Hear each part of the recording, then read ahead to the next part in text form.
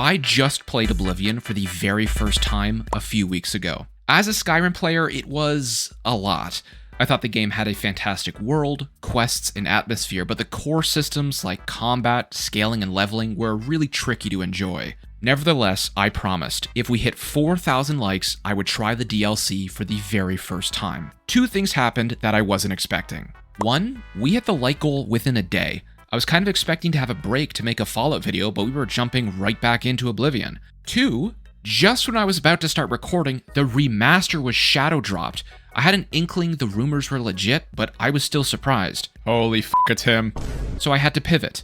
Again, this video will be my first attempt and impressions of Oblivion's two major DLC, Knights of the Nine and Shivering Isles, which I've never done before, on either version. This will also be my first impressions of the new remaster, which in hindsight, I probably should have waited on. Perks of being a YouTuber, Xbox gifted me the deluxe edition day one. I have to legally disclose that, but as you can tell from the title, I'll remain impartial for this review. With that out of the way, let's begin. Since we're effectively starting a brand new game from scratch, I need to make a new character, which means watching the best intro cinematic in Elder Scrolls history. Oops, that shouldn't be there. Not yet, anyway. If you haven't seen my last video I made a few weeks ago, I recently went through the entirety of Oblivion's main story, in a single sitting. So for this run, I only went through around half of it to do some leveling, but that's not what this video is supposed to be about. Whoa! His ass is like 3 feet behind him. There were some cool moments, like in Kvatch. Oh my god! That looks crazy! Some classic Oblivion bugs and glitches still hanging around. Huh. Okay, I'm just gonna go back and try this quest again. I think this quest might just be broken. I don't know. Because I know you're supposed to go in here and get like the Count's ring and stuff, but he's supposed to come with you. And Mankar's glow up with a fantastic beard. He has a beard? That's new, right? He definitely did not have a beard.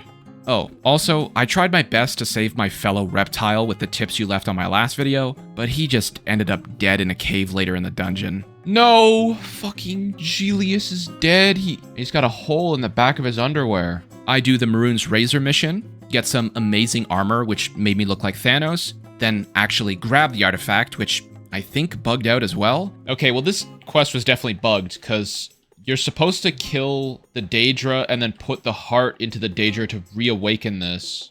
I tried Hack Dirt again, helped some twins clear out their family home, then recover a stolen sword or something. I also collected Azura's Star, but on my way up to the mountains got ambushed by an invisible King Kong. What the fuck is that? What is that? What is that? What is that? What is that? Once I cleared out a bunch of vampires, I got her artifact and went on to grab another, the Skeleton Key. If you've seen my last video, you know I'm just dog water at lockpicking, so this is essential for me. Fuck! When I hit level 10, I felt strong enough to start with the DLC, which is what this video is supposed to be about. Time to take on the first major piece of content, the Knights of the Nine.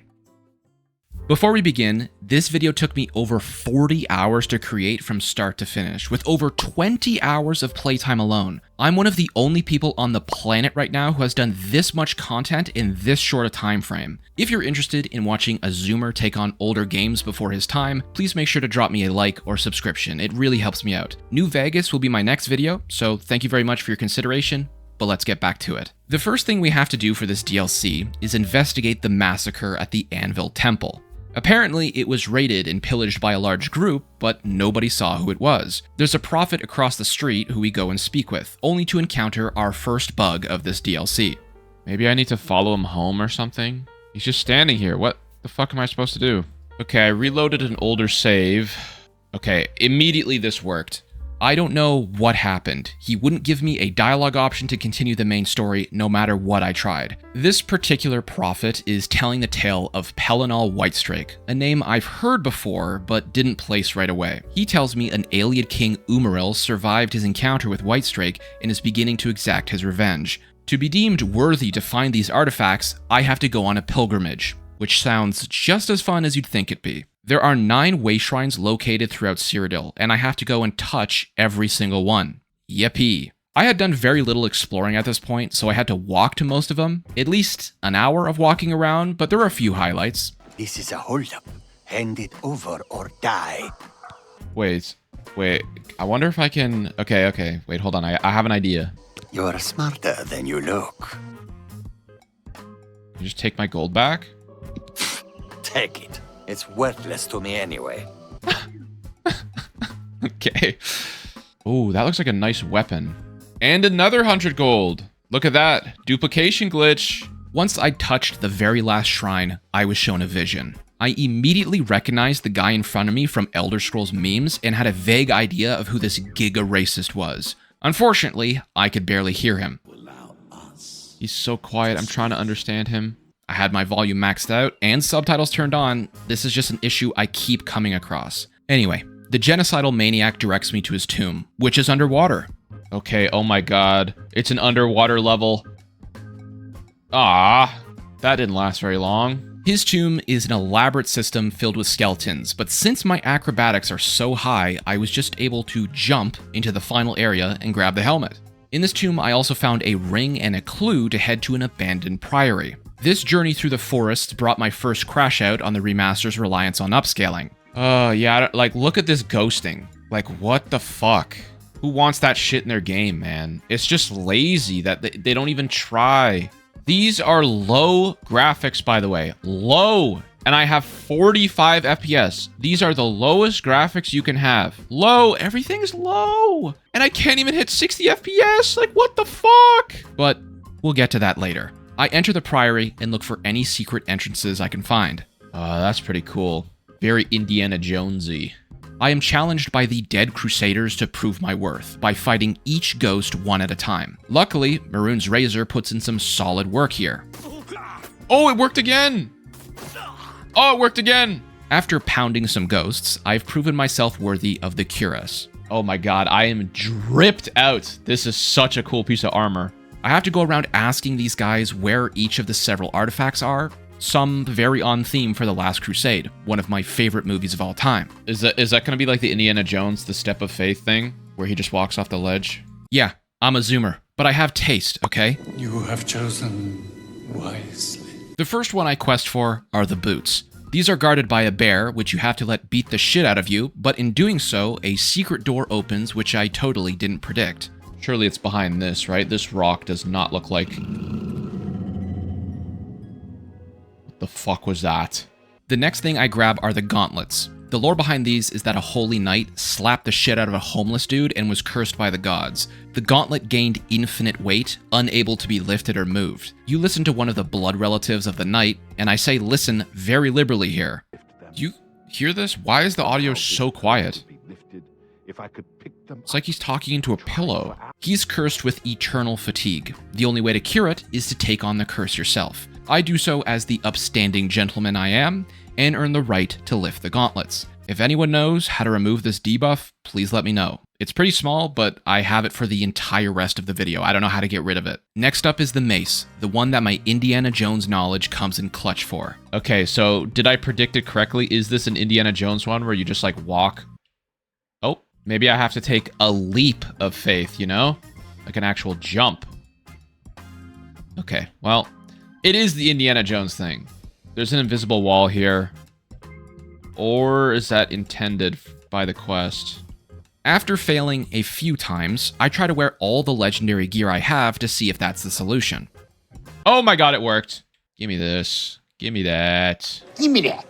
What? A fellow knight is impressed by my massive brain and requests to join my party. No idea what happened to this guy. He literally never shows up again. Next on the docket is the shield. This is probably the most elaborate artifact setup with its own massive dungeon and several puzzles to solve. I know this game was designed for children, but I was pretty proud of myself for figuring out these with any online help. Oh, I think the hammer is the last thing I need. Yes, we got it. Shield of the Crusader. The last artifact I need to get is the sword. The knight I'd rescued squired for the guy who was looking for it, and he actually recovered the greaves but wasn't able to get the sword. No matter, Thanos can handle this. Fine. I'll do it myself. Absolutely obliterate this boss. Only thing interesting about him is that he used the same sound effects for the Minecraft ghast. There's also some fish flopping around too, and that was kind of funny. Is that just like what it does? The sword is corrupt and needs to be reconsecrated at the Temple of Arche. Umaril has sent some of his lackeys to try and stop me, but my sneak attacks are just too powerful. I finally understand why people love this shit. It's like cocaine, which, as a holy knight of the divines, I do not partake in. Anyway, with the sword fixed, we are now able to assemble at the Priory for the final assault. The Prophet baptizes me, or some shit with the power of Talos, a spell that gives me a load of buffs and the ability to switch between dimensions. The last time Whitestrake took on Umaril, he defeated his physical form, but not his soul. This spell will let me chase after him and finish him off for good. So we assemble the Avengers to take down Umaril. I recruited like 10 people to fight with me in my army, and by God, these guys were actually useful. Skyrim companions have nothing on whatever Oblivion juiced these NPCs with. We find Umaril's ancient Iliad ruins, venture inside with our small army, take out Umaril's goon squad, and make it to the final chamber. There's a mysterious orb thing that keeps reanimating his soldiers back to life, so I need to destroy it. Upon doing so, time freezes. I must face Umaril alone. Turns out, it's not that hard at all. Oblivion jank to the rescue. Buddy gets stuck on the stairs while I fire pot shots into his skull. Easy peasy. After far too long, my Skyrim brain pieces together the only 2 pieces of information I was told at the start. Use spell to kill boss's spirit. I use the spell and get transported to 3 FPS land. Uh-oh. Whenever that effect happens, my frames go to like 2. But when I finally render everything in, I'm face to face with 3 Umarils. I don't know if there's a special mechanic or what, but I kill one of them and fall off the map. What? What happened? Oh, my ears! After getting my ears blasted, I'm transported back to the Priory's basement with the ghosts. I have defeated the enemy of the Nine and am given a proper farewell. Kinda. Farewell. Oh! Little bit of a bug. Besides keeping the armor, I can receive 1 blessing of the 9 divines. I thought they were spells because it says spell list, but it's more like an active effect. I decide to go with Zenithar for the bonus luck, and that's pretty much that. I get a little party at the end with my soldiers, and we part our separate ways. Before we get to the belle of the ball, Daddy Goroth, let me give you a little review of this DLC. So for my first ever experience with Knights of the Nine, I gotta say, I liked it. You guys kind of played this one down in the comments saying it's a weak DLC, but I would not agree with that, at least for a first attempt. Mechanically, it's a little scavenger hunty. The pilgrimage took me a long ass time and was pretty boring. I get the lore impact of it, but they definitely could have shortened it up. The search for the gear I was worried was just going to be a boring list of fetch quests like in the main campaign, but they were actually pretty good. You know, by definition, these are fetch quests, but they're done in a way that's interesting. All of them have extra components, a challenge, a puzzle, a secret, etc. The most boring was probably the sword. That was literally go here, kill a guy, come back. Regardless, I actually enjoyed my time collecting these items. It also helped that they were light armor and I could actually wear them, because if they were heavy, I probably would have cried. Ironically, my biggest complaint has to do with the difficulty. This shit was so damn easy, it was actually crazy. Again, I tried to increase the difficulty slider, but it's just super out of whack and exponentially more difficult. Mechanics-wise, I don't think I got hit once in the final boss battle. Frankly, I don't even know what I did. I initially thought, oh, the second phase is just 3 of the first phase dudes. That's kinda boring, but I guess it is harder. Nope, you just have to kill 1. Besides game-breaking bugs, my only other complaint is that there were a lot of audio issues and subtitles not working correctly, making it difficult for me to understand NPCs sometimes. Overall, this story takes about 6 hours to do if you don't skip dialogue, and I thought it was pretty damn good. I love the medieval crusader vibe you don't really get to see in the other Elder Scrolls games. It made sense thematically, and I love the Indiana Jones references too. At the end of the day, it's almost like this campaign was an extra main story for Oblivion. You know what I mean? Most of the major DLC I've done for other Elder Scrolls games takes place in brand new areas. Blood Moon, Tribunal, Dragonborn. Dawnguard is the most comparable, but even that has significant new areas. Knights of the Nine felt more like a quest add-on. A good one, but not nearly on the scale of what we're going to talk about next. The Shivering Isles are widely regarded as the best Elder Scrolls DLC ever. I can't tell you how much people have hyped this one up for me. But I have to admit something. I know a fair bit about the Shivering Isles. Not from Oblivion, I've never done this before, but what I do know is from the Elder Scrolls Legends. For those of you that don't know, Legends was the official card game which unfortunately became the first ever dead Elder Scrolls game. Support, funding, everything completely pulled. But I played it for 100 days straight right before it closed. It's probably my favorite video I've ever uploaded. I'll put a link down below if you'd like to watch it. But to get to the point here, Legends has 3 massive PvE storylines: the Dark Brotherhood, Clockwork City, and the Isle of Madness. It's a really great story, and I only bring it up because there are a lot of minor elements I was expecting to see going in. One of the first missions you do is fight the Gatekeeper. I was expecting that. Grummites, Jiggalag, the Fringe, Daius, etc. So I want to be as honest as possible. I have a decent understanding of the lore behind these islands from another game. However, this is still my first time with the DLC, so my reactions are genuine. Let's dive into my first impressions of the Shivering Isles in Oblivion. After completing Knights of the Nine, a mysterious landmark appeared just outside of Bravel. Oh my god, is that a nether portal? After watching a guard ruthlessly kill a guy, a booming voice yells at me. What is happening? It asked me to become its champion and enter the portal. So I do. Upon getting inside, I realize I'm in some sort of meeting room. I recognize Haskell from the Elder Scrolls Online, funny enough, but wherever there's Haskell, Sheogorath is not far behind. After I agree to be the Prince of Madness's champion, Haskell leaves me behind and I experience one of the coolest transitions I've seen in these games. I can't get up from my chair. What the fuck?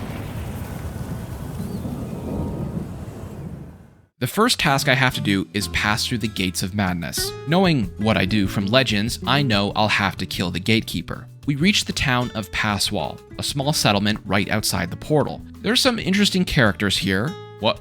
She's supposed to be tweaking like that? Most notably is Samuel the mayor, who runs off after I speak with him. He leads me up to the Gatekeeper, who we watch slaughter some unfortunate adventurers just looking to get past. My weapons don't even hurt it, so I need to find a weakness. Fortunately, there's a Nord hunter in Passwall who knows we can fashion bones into arrows strong enough to hurt it. Unfortunately, he bugs out and won't continue the quest. Come on. Do something. I don't know what to do. Why the fuck is the Gatekeeper here? Is he supposed to just be walking around town? I had to roll back a save and try again, and after the 3rd or 4th attempt, he finally works as intended. We take the bone arrows and attack the Gatekeeper. After killing the Gatekeeper, we loot the keys from his body. One opens the door to Mania, and the other opens the door to Dementia. Haskell jumpscares me to inform me more about these 2 lands. Mania is more colorful and vibrant, but its citizens are significantly crazier. Dementia is darker and more sadistic, but its citizens are a little more sane. I decide to go with Dementia, and fittingly, my Nord friend instantly starts freaking out. I continue on my way through the dark and wet forest all the way to the capital to seek audience with the Daedric Prince. Since I chose to start in Dementia, I enter the capital through Crucible, a very dark and unique looking town. Oh, this is really cool, actually. This is like Lovecraftian old god style. From there, I make my way to the palace, which is quite beautiful. Oh my god, where are we now? This is completely different. I'm going to talk about this later in my review portion for this DLC, but I was constantly told the Shivering Isles were beautiful, like jaw-droppingly gorgeous. If this is true, I don't think the remaster did it justice. A lot of the environment has a yellow-brown piss filter on it, and just looks kinda bland. Even Mania, which is supposed to be colorful and vibrant, is only a little bit better than Dementia. Right now, I'm one of the very few people in the world who have completed this DLC on the remaster. So if you've played the original recently, let me know how the environments compare. I might have to go back and play the old version. Anyway, as I was saying, the palace is one of the few gorgeous places I actually encountered, including the throne room. This is where we come face to face with the Mad God for the very first time. He mentions there's a Grey March approaching. What that is, I don't know yet, but he needs my help first. The first thing he needs me to do is get Xedilian up and running. Before the Gatekeeper, this dungeon was used to filter out unwanted guests in Sheogorath's realm, and since I killed his pet, I kinda owe him one. But now that I'm situated, I decide to do some side content before jumping deeper into the main story. I notice a dog locked outside a house. Look, this guy left his dog outside. That's not very nice. I get some medication for a sick woman. Some guy keeps yapping at me, but the game won't let me speak to him. I'm coming! Hello, you. Yeah, you. I'm trying to talk to him. Hey, you. Come on. He's just insane. Like, this must be like a bug, right? 20 minutes later, I finally can and find out he wants me to kill him. So, I do. The neglectful dog owner also has an issue with a local cat who he asks me to take care of. I pay him off, and as a reward, I'm given a skinned dog. Oh, there's a dog. Wait, what the fuck? Where's his skin? He didn't do this to the dog, did he? I also speak with the smith who informs me about madness ore and matrices. Really good timing to learn about this stuff, because my next mission in the main story is to clear out Xedilian, which is infested with grummites. So, that's exactly what I do. Sheogorath's bidding. I find the ruins, stealth arch some grummites, and collect the focus crystals to put them on the pedestals. Do this 2 or 3 times, find a bow matrix along with loads of madness ore, and restore Xedilian to its former glory. Right when I thought I was finished, I was surprised with an interesting twist. The guy who runs it wants me to give it a go. Basically, this dungeon is designed as a challenge area of sorts. A game master watches the adventurers come in and uses the control panels to trigger different traps. Anyway, after successfully killing the adventurers with traps, me and my new friend are rushed by Knights of Order, who I recognize as well from Legends.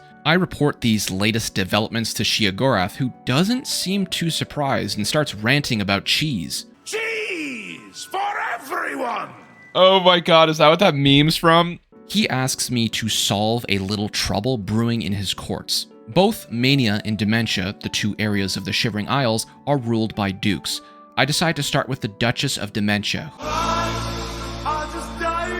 So, my wife has an issue where she believes some people within her court are spying on her. She assigns me her servant, whose only job is to torture people I think are lying to me. After torturing half the town, I discover a Khajiit taking orders from a guard. He tells me to meet him at his house, but ends up dead. However, in his house, he left notes that point me in the direction of the mastermind behind this plot. The first person I suspected. Uncle Leo? Oh, this is the insane woman. She was actually one of the first people I spoke to. I report my findings to Mommy, and she takes care of the bad lady. Oh, shit. It's not really a torture chamber. She just got fucking zapped. Next on the list is to help out the Duke of Mania, who's just high as a kite. There's a holy grail that washes away the withdrawal symptoms of heavy drugs, and he wants me to find it. He also discloses to me that he's my Duchess's lover, which makes him my immediate rival, but I must plan my revenge patiently. I find the stupid grotto, I take his stupid drugs, and I return his stupid cup. Sheogorath is pleased I've assisted both of his courts and names me his champion. He reveals his plan to stop Jiggalag is to transfer his power into me, to turn me into a Daedric prince. But before he can do that, he needs to get the Great Torch lit. The Great Torch is a relatively simple quest. Sheogorath has 2 Daedra that serve him, the Golden Saints and the Dark Seducers. In their perpetual quest to make Daddy happy, they're constantly fighting each other, including a battle over this mystical flame. When you get to the ruins, you can either side with the Golden Saints or the Dark Seducers, and you already know which one I picked. Oh, so here you go. So you get to pick if you want to side with the Dark Seducers or the Golden Saints. I like goth women, so yeah, I'll help you. You help your chosen side defeat the other, the leader sacrifices themselves to restart the torch, and you light yourself on fire and bring the flame back to the capital. Simple enough. In order to replace Sheogorath, he says you need to earn the respect of his people. You can do so by either replacing the Duke or the Duchess. I nearly jumped out of my seat. My patience was finally rewarded. I could take out my rival and be with my beloved for all eternity. But Bethesda knew what they were doing. Killing the Duke takes way more work. The Duke has an inkling for narcotics, as I'm sure you've assumed. He likes to sprinkle it on his food and his drinks. You learn this from his servant, but she won't disclose where to find the drug. You need to follow her around all day during her daily schedule, find the secret entrance, sneak past the guards, and grab a bunch of drugs. You then need to sneak into the kitchens. Why does it say people know where I am? Drug his food and drink, and watch as he ODs right in front of you. Once he's dead, you grab some of his blood and bring it back to the altar. The ritual is complete. I am now the new Duke of Mania. Unfortunately, my soon-to-be betrothed does not share my compassion. No, she doesn't like me. Perhaps she's racist and can't handle the purple lizard. I don't know, but she denounces Sheogorath and swears to serve Jiggalag instead. To cure Thanos' grief over losing his Mistress of Death, Elite reference, by the way, I'm not sure if you got that, he decides to get some new toys. I use my matrix to create an enchanted bow along with some really great arrows. Despite all of our efforts, the Shivering Isles are still being overrun by the Grey March. Sheogorath sends me on a few more missions. All of these are dogshit. Literally some of the most boring content I've done in Oblivion to this day, but let's get on with it. The Fringe is overrun and you need to kill 1 billion dudes. You then go into a ruin to deactivate an obelisk that's spawning even more dudes. Only redeeming thing about this mission is Sheldon, who we met at the start of this DLC. He is the most buggy NPC I've come across so far, but I had a laugh or two. Next thing I have to do is build a new gatekeeper to replace the one I so effortlessly slaughtered. This quest took me 2 hours and made me want to blow my fucking brains out. First thing you have to do is navigate a massive dungeon to find the Necromancer. Fine, whatever. She then sends you on a fetch quest for 4 items. We start off on an excellent foot. For whatever reason, for the entirety of this mission, I was permanently in combat. I don't know what to do. I can't rest. I can't use certain items. I'm fucked. Fucking abysmal. I reloaded old saves. I restarted the game. I tried it all. I was permanently in combat for 2 hours straight. This meant no passive healing, no fast travel, no resting, no repairing, no charging weapons with soul gems. You don't need to see me fetch these quest items. There's nothing unique about this mission except for this other bug I got where all the enemies were invulnerable. Something fishy is going on. Something in the game files broke, actually broke. After a grueling amount of time spent in that dungeon, I head back to the Necromancer. Still in combat, by the way. You cannot fast travel when enemies are nearby. Oh my fucking god. This bug is infuriating. The next part is kind of cool. You get to create your own custom gatekeeper and watch the summoning ritual. By the miracle of God, when I got knocked down here, it fixed the bug. I don't know if this perpetual combat thing is an intentional mechanic to drive the player insane, because if it is, genius, it worked. I felt like I belonged in the Shivering Isles for that 2 hours.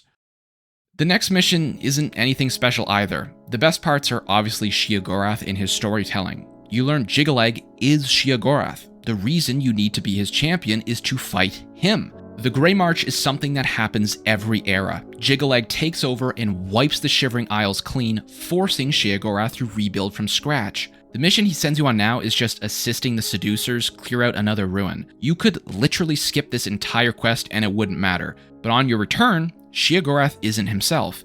He's speaking calm and collected and eventually succumbs to the force of Jiggalag. We're now in the final moments of this story. With Sheogorath gone, Haskell tells you of a secret library with a clue that might help. Oh my god, are we gonna have to see Daius? Daius has some interesting dialogue, but sends you on an ultimately uninteresting fetch quest. Again, kill a lady and take her eyeball, and kill a clone of yourself to get a high five from a tree. It's literally not important. Once you get the 2 items, Daius is able to turn them into the Staff of Sheogorath, which apparently has the power to absorb his essence, giving you, the wielder, the power of a Daedric prince. You put the staff in the Font of Madness, but it doesn't work. Haskell informs you it's been corrupted, something Jiggalag would never have done on his own. It must have been that beautiful traitor from earlier. You go inside the tree and clear out Jiggalag's corruption from under the palace. Ah, my ears! In the last area, I come face to face with my darling, the mastermind behind this invasion. Unfortunately, I didn't realize it was her because she got one shot, so I didn't get the closure I needed. Oh well, with the pools cleansed, we can dip the staff in the magic water and gain the full power of Sheogorath. I guess. There's no evidence or demonstration that you're more powerful. You have the staff, which just makes people stop fighting, but there's no real power fantasy here. It would have been cool if we got some new spells, like a massive AoE Wabajok spell that transforms everyone into random stuff, but I think it's more of a narrative tool to explain how you can actually defeat Jiggalag, which is the first step of this quest. The palace courtyard outside is under siege, and after destroying the obelisks, Jiggalag appears in all his glory. He's a bit tanky, but doesn't take too much to take him down. Upon doing so, his head appears in the sky, and he recites a monologue. Essentially, you have disrupted the cycle of the Grey March. Jiggalag is free to wander the voids of Oblivion, while you are appointed to maintain the Throne of Madness, becoming the new Sheogorath. Really solid ending. I quite enjoyed this lore-wise. Unfortunately, the audio cut out a bunch, which left me with a somewhat flat ending. Perhaps you will grow to your station. Aw, it cut out the cool part where he said fare thee well Sheogorath. It's just he just didn't say it. Ah, that's a little bit of an anticlimactic ending. Just bugged out. Unlike Knights of the Nine, there's still a lot more to do. Dungeons to explore, settlements to visit, and several other quests I have yet to pick up. But I think I'm going to do that in the original 2006 Oblivion, and I'll tell you why after I give my review. I don't know if the Shivering Isles is the best DLC in any Elder Scrolls game. Now, I'm not sure how much of this opinion is consequence of me playing it in the remaster first, but the main story specifically I thought was good, then boring, then good again. Quests 8, 9, 10, 11, 12 sucked. I did not enjoy my time in them at all, and part of that has to do with the bugs I encountered as well. Looking past those frustrations with the gameplay and issues, the mechanics of these quests aren't revolutionary by any standard. Unlike Knights of the Nine, I feel like Shivering Isles didn't do enough to elevate their fetch quests in being memorable. They're barely important to the main story, the rewards aren't noteworthy, it could have been better in my opinion. But you know, that's only 30% of the quests. As I said, I enjoyed the start, I enjoyed the end, but I still have a lot more to do. This is a pretty massive expansion. In my previous videos covering Elder Scrolls DLC, I usually complete all of it. I 100% Blood Moon, Tribunal, and even for this game, Knights of the Nine. I want to go back and play more, but before I can give my final opinion, and to do that, I think I need to play the original. So let's talk about that. Why don't I want to play the remaster more? First of all, the remaster, for a Skyrim player like me, is much more accessible. The gameplay mechanics of this game are exponentially more enjoyable for a player like myself. However, there are roadblocks I came across that I didn't for the original. First off, both of these games are buggy as shit. I just played the original a few weeks ago. Trust me, I have a very solid understanding of how unreliable it is. The remaster, frankly, is just not as buggy. It still absolutely has some infuriating game-breaking issues, but not as many. But it had a bunch of these weird issues that should not have passed quality assurance. Why can't I set my monitor to the correct resolution? And it's not just me. Loads of people have this issue. How did this game release with this? But the biggest reason I want to check out the original is to have a better understanding of the artistic vision and storytelling they had in 2006. I feel like for the Shivering Isles, it's so important, and I don't know if the remaster did it justice. Another thing that doesn't help with that is the fucking upscaling this game forces you to use. I hate with a burning passion that modern games don't even try to make a playable game on a mid-range system anymore. They use upscaling as a crutch. It's infuriating. My system specs are on screen now, above the minimum requirements for this game, by the way, yet I couldn't even run it on low without upscaling. I don't want to play a game where 90% of my frames are AI generated.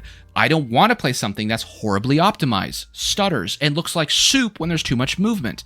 It pisses me off because the remaster's game systems are better. They are. The leveling is better, the progression is smoother, the UI is better, the combat is punchy and visceral, but if you want to enjoy it in all its glory, you need a supercomputer. I think I represent a fair number of Elder Scrolls players. I don't have the best PC, but that's fine because I like playing older games and my computer can handle them.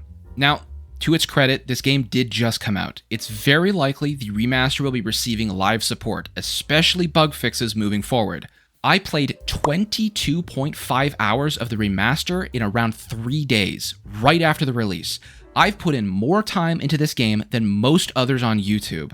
I don't know if it's worth your money, especially if you have a mid-range PC. If you're on the fence about buying it, I would hold off a little while until there's better support for stability, bugs, and crashes. But hey, say what you will, poor stability, bugs, and crashes are baked into Oblivion's DNA. So if nothing else, it is faithful. Thank you so much for watching this video. It probably took me over 40 hours to make from start to finish, and I really hope you enjoyed. I tried my best to get this one out as close as I could to the release, but as you can tell by the stats, not many people have played for as long as I have. I really hope this game succeeds because I'd much rather play it over the original, but for now, if I return, it probably won't be with this one. Please be sure to like and subscribe if you enjoyed, and I hope to see you in the next one.